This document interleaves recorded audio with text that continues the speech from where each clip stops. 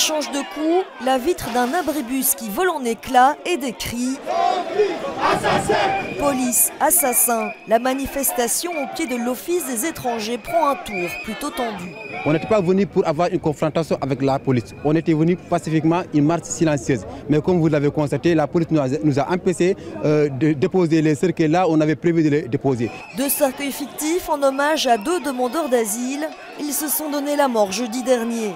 Un Guinéen s'est immolé ici dans le local de fait d'asile au rez-de-chaussée de l'office.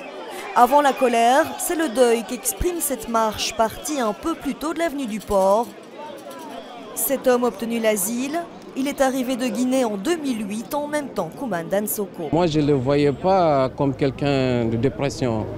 Parce que même à la veille qu'il est parti en fait d'asile, on était ensemble. Moi, il était venu chez moi, il m'avait dit qu'il a une facture. Également, il va aller au fait d'asile. On va voir s'ils vont on pouvait l'aider. Quelqu'un qui n'a pas de papier, donc il n'a pas d'esprit tranquille. Bon, il faut que le gouvernement il faut qu'ils se revoient ce qu'ils sont en train de faire. Vraiment, ce qu'ils sont en train de faire, c'est mauvais. Si vous entrez encore dans le centre fermé, il y a plus de centaines qui sont là. Il y a même des femmes enceintes qui sont dans le centre fermé. À côté du cercueil d'Oumane, celui de Lamri Bey, un ressortissant marocain présent depuis 16 ans en Belgique, décédé au centre fermé de Merckxplas, où il était enfermé depuis janvier. Ce sont 2 gestes désespérés, mais qui sont vraiment symboliques de ce que peuvent vivre aujourd'hui les personnes sans papier en Belgique et qui témoignent vraiment de la détresse dans laquelle ces gens sont plongés lorsqu'ils n'ont pas de papier et accès à aucun droit. Des situations diverses, mais une même détresse exprimée par les manifestants, chacun à leur façon.